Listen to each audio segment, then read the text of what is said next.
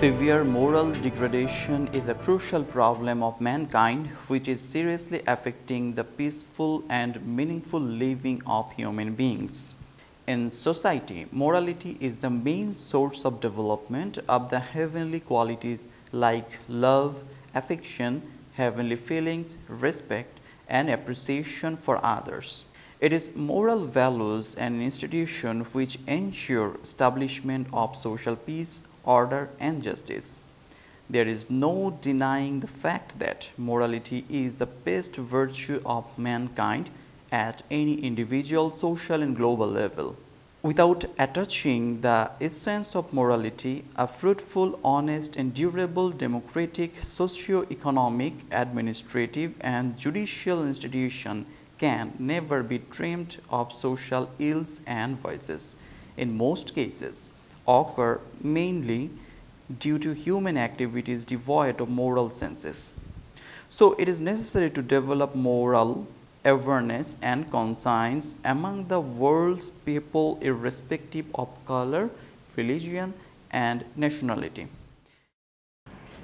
Dear students, তোমরা পুরো প্যাসেজটি শুনলে এবং এই প্যাসেজে যে সকল গুরুত্বপূর্ণ ভোকাবুলারিগুলো রয়েছে সেগুলো তোমরা আশা করি ভালোভাবে শিখতে পেরেছো। এই প্যাসেজটি যদি আমি তোমাদেরকে একটু এক্সপ্লেইন করি, অর্থাৎ যে কোনো প্যাসেজ তোমরা যখন পড়বে সেই প্যাসেজগুলো একটু নিজেদের মনে মনে একটু সাম আপ করে নেওয়ার চেষ্টা করবে। সো একই সাথে আমি যদি এই প্যাসেজটা সাম আপ করি তাহলে দেখতে পাবো এই প্যাসেজটা মূলত মোরালিটি নিয়ে পড়া হয়েছে, অর্থাৎ মানুষের যে নৈতিকতা এবং নৈতিকতা সম্পর্কিত যে সকল গুণাবলীগুলো রয়েছে এবং মানুষের অন্যান্য যে সকল গুণাগুণগুলো রয়েছে এবং এই গুণাগুণগুলো কিভাবে ধীরে ধীরে মানুষের কাছ থেকে চলে যাচ্ছে, নৈতিক অবক্ষয় হচ্ছে ইত্যাদি বিভিন্ন দিকগুলো এই প্যাসেজটাতে তুলে ধরা হয়েছে। এখানে একটি গুরুত্বপূর্ণ শব্দ বলা হয়েছে, morality is the best virtue of human being, অর্থাৎ নৈতিকতা মানুষের সবচেয়ে বড় গুণ। এর জন্য কি কি দরকার? এই নৈতিকতার সাথে সাধারণত লাভ রয়েছে, অ্যাফেকশন রয়েছে। এই নৈতিকতার জন্য মানুষের মধ্যে যে সবচেয়ে বড় জিনিস দরকার সেটা হচ্ছে মোটিভেশন, অ্যাওয়ারনেস, এই ধরনের অর্থাৎ সচেতনতা, উৎসাহ, এই ধরনের বিভিন্ন দিকগুলো নিয়েই কিন্তু এই প্যাসেজটি সাজানো হয়েছে।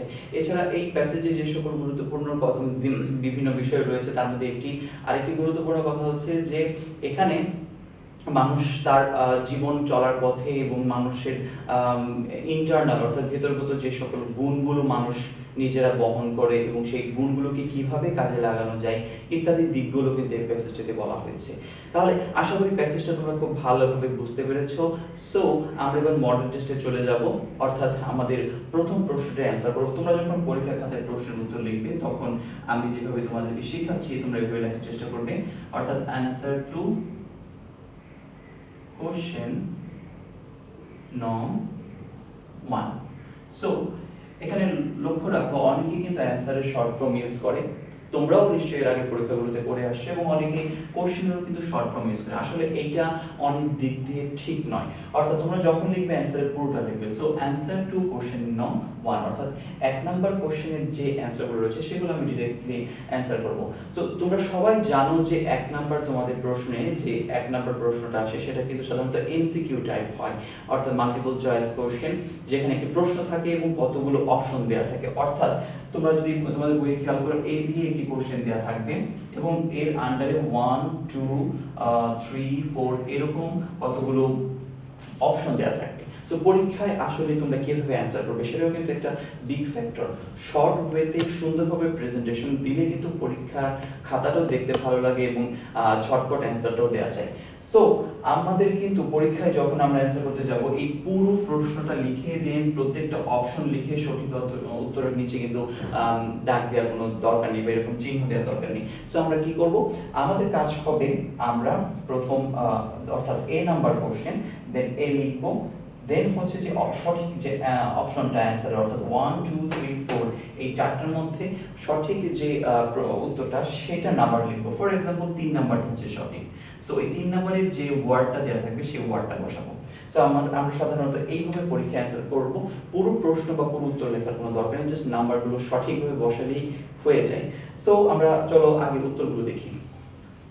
সো তোমরা তোমাদের মডেল টেস্টের প্রশ্নটাতে খেয়াল করো, যেখানে প্রথম এ নাম্বার প্রশ্ন যেটা দেওয়া আছে এটা বলা হচ্ছে which of the following has the closest meaning of the word affecting used in line 1 অর্থাৎ তোমাদের প্যাসেজে 1 নম্বর লাইনে যে affecting নামক যে শব্দটা ব্যবহার করা হয়েছে সেই শব্দটা নিচে তোমাদের চারটা অপশন দেয়া আছে তোমরা খেয়াল করো চেঞ্জিং আছে আপগ্রেডিং আছে পলিউটিং আছে ইনভেন্টিং আছে অর্থাৎ এরকম চারটা শব্দ দেয়া আছে এবং তোমাদের প্যাসেজে যে প্রথম লাইন রয়েছে সেই প্রথম লাইনটিতে একটি শব্দ দেয়া আছে শব্দটার নাম হচ্ছে affecting সো এই অ্যাফেক্টিং শব্দটার সাথে নিচে যে চারটা অপশন দেওয়া আছে সেই অপশনে কোনটা সবচেয়ে বেশি যায় অর্থাৎ কোনটা সবচেয়ে বেশি সামঞ্জস্যপূর্ণ সেটা এখানে জানতে চেয়েছেন তোমাদেরকে আমি সবসময় বলি যে যত বেশি সম্ভব ভোকাবুলারি তোমরা পড়বে সো অ্যাফেক্টিং প্রশ্নটার সাথে সবচেয়ে বেশি যে অপশনগুলো এখানে দেওয়া আছে আমরা একটু যদি লিখে নিই প্রথমত দেওয়া আছে চেঞ্জিং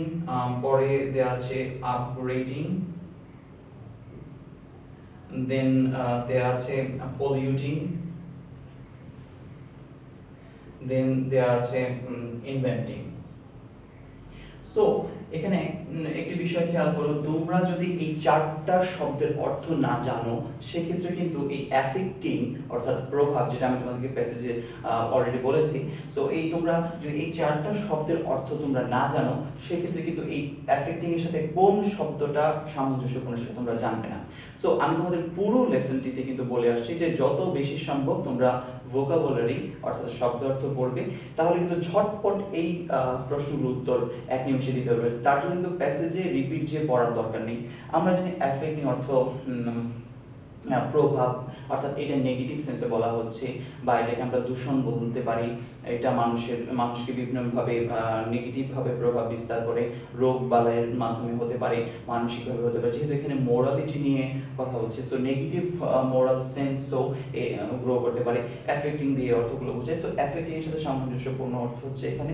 পলিউটিং আমরা যদি পরীক্ষায় তোমাদের অপশনগুলো কিন্তু প্রশ্ন দেখো 1 2 3 and then 4 এইভাবে দেয়া আছে সো প্রশ্ন হচ্ছে এ নাম্বার উত্তর হচ্ছে 3 নাম্বার সো আমরা যদি পরীক্ষায় এই প্রশ্নের উত্তরটা লিখতে যাই তাহলে লিখব এ নাম্বার প্রশ্ন এর সাথে হচ্ছে অ্যানসার হচ্ছে 3 সো ইকুয়াল টু উত্তরটা হচ্ছে পলিউটিং সো এইভাবে প্রশ্নটার নাম্বারটা নিব উত্তরের যে নাম্বারটা আছে সেটা নিব এবং সঠিক উত্তরের যে ওয়ার্ডটা সেটা নিব সো পরীক্ষায় কিন্তু তোমরা ঠিক এইভাবে অ্যানসার করবে এতে করে তোমাদের সময় যেমন বাঁচবে পরীক্ষার প্রেজেন্টেশনটা অনেক বেশি সুন্দর হবে এবার আমরা বি নাম্বার প্রশ্নটাতে যাই দেখো বি নাম্বার প্রশ্নটাতে যেটা দেয়া আছে What does the phrase meaningful living of human being in line 2 mean? অর্থাৎ তোমরা তোমাদের প্যাসেজটাতে খেয়াল করো সেখানে একটি সেন্টেন্স দেয়া আছে meaningful living of human beings অর্থাৎ মানব জাতির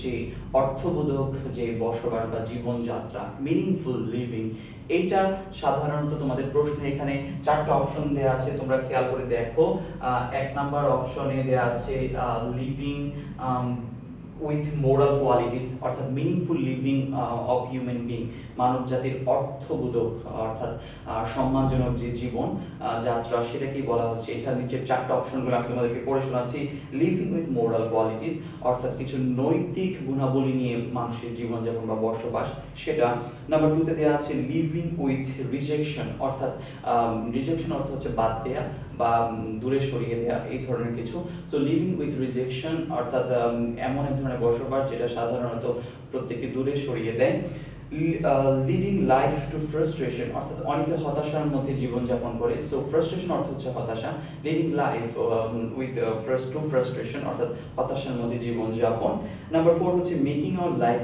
সিগনিফিকেন্ট অর্থাৎ আমাদের জীবনটাকে তাৎপর্যপূর্ণ করা বাট সবাই কিন্তু তাদের লাইফকে তাৎপর্যপূর্ণ করতে পারে না সো আমরা যদি এই সেন্টেন্সটা দেখি meaningful living of human being অর্থাৎ মানব জাতির যে অর্থবোধক জীবন সেটা সবচেয়ে বেশি মনে হয় নাম্বার 1 অর্থাৎ লিভিং উইথ মোরাল কোয়ালিটি অর্থাৎ নৈতিক গুণাবলীর সাথে যারা জীবনযাপন করে অর্থাৎ তাদের জীবনে চলাফেরা করে নৈতিক কিছু গুণাবলী তাদের মধ্যে বিরাজমান থাকে তাদের লাইফটা কিন্তু মিনিংফুল হয় অর্থাৎ মিনিংফুল লিভিংটা হয় সো বি নাম্বারটা যদি আমরা অ্যানসার লিখতে চাই তাহলে বি নাম্বার হচ্ছে সঠিক উত্তর হবে নাম্বার 1 এবং অ্যানসারটা আমরা যদি লিখি সেটা হবে লিভিং উইথ মোরাল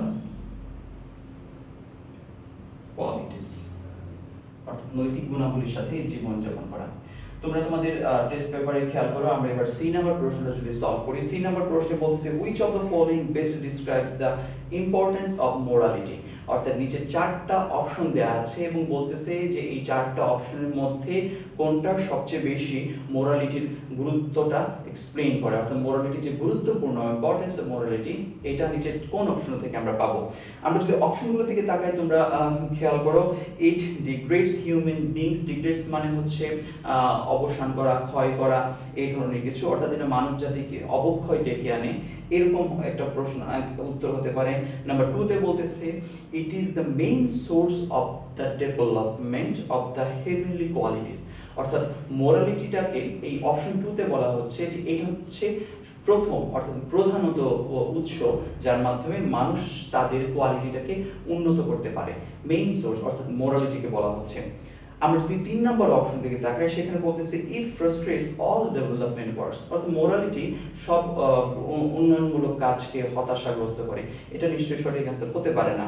নাম্বার 4 বলতেছে যে ইট হিউমিলিয়েটস অল এন্ড সানরে অফ সোসাইটি, অর্থাৎ এটা সোসাইটির সব মানুষ এবং তাদের যে চলাফেরা সেটাকেও অবক্ষয় সাধন করে। সো আমরা যদি অর্থগত দিক যেভাবে এক্সপ্লেইন করলাম তোমাদের কাছে তাকাই, তাহলে দেখতে পাবো নাম্বার 2 হচ্ছে সঠিক অ্যান্সার, যেখানে বলা হচ্ছে it is the main source, অর্থাৎ হিউম্যান ডেভেলপমেন্টের জন্য মেইন সোর্সটা হচ্ছে কিন্তু morality. So it is the main source of human development. So morality ইম্পর্টেন্সটা হচ্ছে ওই জায়গাটায়, এটা হচ্ছে মানুষের উন্নয়নের মেইন সোর্স। আমরা যদি ডি নাম্বার প্রশ্নটার দিকে তাকাই, তাহলে আমরা দেখতে পাবো, তোমাকে আমি বুঝিয়ে দিচ্ছি, which of the following word describe the supreme blessing best, supreme মানে সর্বোত্তম বা সর্বোৎকৃষ্ট, এবং সর্বোৎকৃষ্ট ব্লেসিং হচ্ছে আশীর্বাদ। সো সুপ্রিম ব্লেসিং বেস্ট, এটা সাধারণত নিচে যে অপশনগুলো দেয়া আছে এর মধ্যে কোনটাতে সবচেয়ে বেশি প্রকাশ করে। সো অপশনগুলো হচ্ছে আমি পড়ি। নাম্বার 1 হচ্ছে মোরাল, নৈতিক, নাম্বার 2 হচ্ছে পিসফুল, শান্তিপূর্ণ, এন্ড নাম্বার 3 সোশ্যাল, হেভেনলি, অর্থাৎ গভীরভাবে বা প্রচুরভাবে। সো আমার মনে হয় এখানে সঠিক উত্তরটা হতে পারে ডি এর জন্য, হেভেনলি। আমরা যদি নাম্বার ই তে যাই, তাহলে দেখতে পাবো এখানে বলা হচ্ছে which of the following statement true about the hazard of human beings, যে চারটি অপশন দেয়া আছে, আমরা যদি প্রশ্নটা এক্সপ্লেইন করি তাহলে দেখতে পাবো যে মানব জাতির জন্য হ্যাজার্ড মানে বিপজ্জনক আসলে কোনটা, চারটা স্টেটমেন্ট এখানে দেয়া আছে। তো এর মধ্যে মানব জাতির জন্য সবচেয়ে হুমকিজনক, হ্যাজার্ডিয়াস অর্থাৎ বিপজ্জনক কোনটা, moral values ensure social piece, এটা হতে পারে, মোরালিটি ফর্মস দ্য সোসাইটি, নৈতিকতা সাধারণত সমাজ গঠন করে, এ ধরনের কিছু মনে হয় প্যাসেজে ডিরেক্টলি বলা হয়নি। নাম্বার 3 তে বলা হচ্ছে moral degradation is a crucial problem of mankind, এই ধরনের একটা সেন্টেন্স আমরা একদম প্যাসেজের শুরুতে পাই, অর্থাৎ মোরালিটি সংক্রান্ত যে সমস্যাটা সেটা মানব জাতির জন্য একটা অবক্ষয়। নাম্বার 4 এ বলতেছে to highlight the significance of arranging seminars, এই ধরনের কোনো প্রসঙ্গ আমার মনে হয় প্যাসেজে নেই। সো সঠিক অ্যান্সারটা হচ্ছে নাম্বার 3, অর্থাৎ morality is the morality combine, morality degradation of crucial.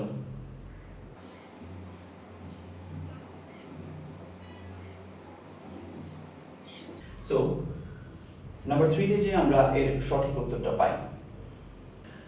Dear students, এই পর্যায়ে আমরা মডেল টেস্টের 2 নম্বর কোশ্চেন অর্থাৎ অ্যানসার টু কোশ্চেন নাম্বার 2, যেখানে প্রশ্ন দেওয়া থাকে এবং সেই প্রশ্নের উত্তরগুলো আমরা করব।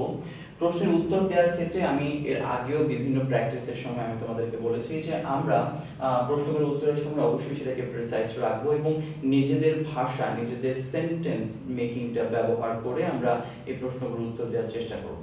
এখানে একটি বিষয় খেয়াল রাখবে যে আমরা এই প্রত্যেকটা প্রশ্নের উত্তরগুলো নিব হচ্ছে প্যাসেজ থেকে, এবং একই সাথে যে প্যাসেজ থেকে যে ইনফরমেশনটা আমরা নিব সেই ইনফরমেশনটা নিজেদের ভাষায় অর্থাৎ সম্পূর্ণ নিজেদের ভাষায় প্রিসাইজলি খুব সংক্ষেপে এক লাইনে লেখার চেষ্টা করব। এতে করে পরীক্ষায় তোমাদের অ্যানসারটা অনেক সুন্দর হবে এবং ভালো মার্কস তুলতে পারবে তোমরা, আশা করি। সো আমরা যদি প্রথম প্রশ্নটা দিকে খেয়াল করি তাহলে তোমরা দেখতে পাবে write some heavenly qualities of human being, অর্থাৎ মানুষের, এখানে একটা শব্দ খেয়াল করে হেভেনলি কোয়ালিটিস, মূল বক্তব্যটা হচ্ছে কিন্তু হেভেনলি কোয়ালিটিস। আমি যখন এই প্রশ্নের উত্তরগুলো তোমাদেরকে এক্সপ্লেন করব, তোমরা খেয়াল করবে আমি প্রত্যেকটা প্রশ্নের একটি কিওয়ার্ডস চুজ করব, অর্থাৎ এখানে মূল বক্তব্যটা কোন ওয়ার্ডটা দিয়ে প্রকাশ পাচ্ছে এবং এই মূল ওয়ার্ডটার সাথে সংশ্লিষ্ট যে ওয়ার্ডটা অর্থাৎ যে মিনিং গুলো, যে এক্সপ্রেশন গুলো প্যাসেজে থাকবে সেখান থেকে কিন্তু ইজিলি আমরা উত্তরটা পেয়ে যেতে পারি। এটা কিন্তু এই ধরনের প্রশ্ন অ্যান্সার করার ক্ষেত্রে খুব ভালো একটি টেকনিক, যে প্রশ্ন থেকে কিওয়ার্ডটা বেছে নিয়ে সেই কিওয়ার্ডের ব্যাপারে যে ইনফরমেশনটা প্যাসেজে দেওয়া আছে সেই ইনফরমেশনটা সেখান থেকে নিয়ে নিজের ভাষায় পুরো উত্তরটা লেখা। সো আমরা যদি এই প্রশ্নটার উত্তর দেখি, write some heavenly qualities of a human being, তোমরা খেয়াল করে দেখবে যে এই যে প্যাসেজটি তোমরা পড়েছো সেই প্যাসেজের 2 নম্বর লাইনে এই হেভেনলি কোয়ালিটিস, এখানে হেভেনলি অর্থ তোমরা লিখে নিতে পারো, হেভেনলি অর্থ হচ্ছে স্বর্গীয়, অর্থাৎ যে মানুষ যে কোয়ালিটিগুলো ন্যাচারালি পায় সে ধরনের কোয়ালিটিগুলোকে বলা হচ্ছে হেভেনলি কোয়ালিটিস। সো তোমরা প্যাসেজে দেখো write some heavenly qualities of human being, এই হেভেনলি কোয়ালিটিস গুলো প্যাসেজে যেটা দেয়া আছে আমরা যদি একটু এখানে লিখে নেই তোমরা দেখতে পাবে লাভ দেয়া আছে, অ্যাফেকশন সম্পর্কে দেয়া আছে, দেন হচ্ছে তোমরা লিখে নিতে পারো ফিলিংস সম্পর্কে দেয়া আছে, রেসপেক্ট সম্পর্কে দেয়া আছে। সো হেভেনলি এছাড়াও আরো লিখে নিতে পারো অ্যাপ্রিসিয়েশন সম্পর্কে দেয়া আছে। সো আমরা যদি পরীক্ষার প্রশ্নের উত্তরটা লিখতে চাই তাহলে আমরা কিভাবে লিখব? The heavenly qualities of human being are love, affection, feeling, respect, appreciation. তোমরা নিশ্চয়ই এই প্রত্যেকটার অর্থ জানো, যেহেতু আমি তোমাদের প্যাসেজের সময় এই অর্থগুলো আগে বলে দিয়েছিলাম। সো আমরা পরীক্ষায় একটা কিভাবে লিখতে পারি? The heavenly qualities of human being are, যেহেতু সাম বলা আছে দ্যাটস ওয়াই এখানে আর বসবে। So the heavenly qualities of human being are love, affection, feelings, respect, appreciation. তোমরা নিশ্চয়ই জানো যে রেসপেক্ট, সম্মান, অ্যাপ্রিসিয়েশন হচ্ছে প্রশংসা করা। সো এই ধরনের কোয়ালিটিগুলো বেসিক্যালি হেভেনলি কোয়ালিটিস। আমরা যদি বি নাম্বার কোশ্চেনটাতে আসি তাহলে দেখতে পাবো social ills and vices occur mainly due to human activities devoid of moral sense. What does it mean? Basically এই লাইনটা, এখানে যে প্রশ্নটা এসেছে এই লাইনটা বেসিক্যালি তোমাদের প্যাসেজ থেকে সরাসরি নেয়া। এখানে মূল কিওয়ার্ডটা যদি আমি কিওয়ার্ড সিস্টেমে যদি অ্যানসারটা করার চেষ্টা করি, খেয়াল করে দেখবে এখানে ইলস এন্ড ভাইসেস এইটা হচ্ছে মূল কিওয়ার্ড, অর্থাৎ ইলস অর্থ হচ্ছে ইল অর্থ অসুস্থ আমরা জানি, কিন্তু ills and vices it's a phrase word. এই ফ্রেজ ওয়ার্ডটা যদি এক্সপ্লেইন করি তাহলে দেখতে পাবো সাধারণত দুর্দশা এবং মানুষের অবক্ষয়, এই নৈতিক অবক্ষয় এই দিকটাই বোঝানো হয়েছে এই ফ্রেজটার মাধ্যমে। সো এই যে সামাজিক যে দুর্দশা বা অবক্ষয়টা ঘটে mainly due to human activities devoid of moral senses, অর্থাৎ মানুষের যে নৈতিকতার যে অবক্ষয় সেখান থেকে কিন্তু সামাজিক এই দুর্দশাটা হয় এবং এটার জন্য হিউম্যান অ্যাক্টিভিটিতে দায়ী। What does it means? আমি তোমাদেরকে এই সেন্টেন্সটা, এই প্রশ্নের সেন্টেন্সটাকে যেভাবে এক্সপ্লেন করলাম উত্তরটা কিন্তু সেন্টেন্সটার মধ্যে লুকিয়ে আছে। সো আমরা যদি 3 নাম্বার কোশ্চেনে যাই দেখতে পাবো which things do moral values ensure। Basically আমরা যে পুরো প্যাসেজটা কিন্তু মোরালিটি নিয়ে করা হয়েছে। সো এই মোরাল ভ্যালুসটা আসলে কোন জিনিসটাকে এনশিওর করে? আমরা যদি প্যাসেজের দিকে তাকাই তাহলে দেখতে পাবো এই মোরাল ভ্যালুস আমরা লিখতে পারি, পরীক্ষায় তোমরা এভাবে লিখতে পারো এক সেন্টেন্সে মোরাল ভ্যালুস এনশিওরের জায়গায় লিখতে পারো এনশিওরস, এই হুবহু এই ওয়ার্ডটাই তোমরা রাখতে পারো। এনশিওরস কি? সোশ্যাল পিস অর্থাৎ সামাজিক শান্তি, ডেভেলপমেন্ট। এটা কিন্তু তোমরা এভাবে নিজেদের মতো করে নিজের ভাষায় লিখতে পারো এন্ড এস্টাবলিশমেন্ট। একটা বিষয় খেয়াল রাখো, এখানে যে শব্দগুলো ব্যবহার করা হয়েছে সোশ্যাল পিস, দেন ডেভেলপমেন্ট, এস্টাবলিশমেন্ট, এই ওয়ার্ডগুলো কিন্তু তোমরা নিজেদের ভোকাবুলারি যে যত ভোকাবুলারি বেশি রিচ থাকবে সেই ভোকাবুলারিগুলো কিন্তু তোমরা এখানে ইউজ করতে পারো। সেই ক্ষেত্রে প্যাসেজ থেকে ডিফারেন্ট কিছু ওয়ার্ড তোমরা এখানে ব্যবহার করতে পারবে, এতে করে কিন্তু উত্তর দেওয়ার ধরনটা এবং কোয়ালিটিটাও বাড়বে। সো আমরা যদি আনসারটা করি তাহলে হবে মোরাল ভ্যালুস এনশিওরস। আসলে মোরাল ভ্যালুটা কি নিশ্চিত করে? এটা সামাজিক শান্তি, উন্নতি এবং এস্টাবলিশমেন্টটা নিশ্চিত করে। So what may happen for lake of morality? যদি কারো মোরালিটি, লেক অফ মোরালিটি অর্থাৎ নৈতিকতার অভাব থাকে, তাহলে কি সাধারণত ঘটতে পারে? তোমরা প্যাসেজ থেকে ইনফরমেশন নিলে আমরা দেখতে পাই যে যদি কারোর মধ্যে মোরালিটি না থাকে সেক্ষেত্রে অনেক ধরনের এখানে নিতে পারি যে ইফ, যেহেতু মে দিয়ে সেন্টেন্সটা কোশ্চেনটা স্টার্ট হয়েছে, সো আমরা লিখতে পারি if there is lack of morality. এটা কিন্তু এই সেন্টেন্সটা কিন্তু নিজের মতো করে লিখছি আমি, সো এই ওয়েটা তোমরা ফলো করবে যে কিভাবে নিজের মতো করে লেখা যায়। So if there is lack of morality, যেহেতু মে দিয়ে শুরু হয়েছে, সো আমি ইফ দিয়ে শুরু করতে পারি। If there is lack of morality then lots of evil work, অর্থাৎ খারাপ কাজ ওয়ার্ক মে অকার, অর্থাৎ অনেক ধরনের খারাপ কাজ অকার ইন দ্য সোসাইটি। তো এই ধরনের এক্সট্রা যে শব্দগুলো ব্যবহৃত হয়েছে সেই শব্দগুলো কিন্তু তোমরা পরীক্ষায় ইউটিলাইজ করতে পারো।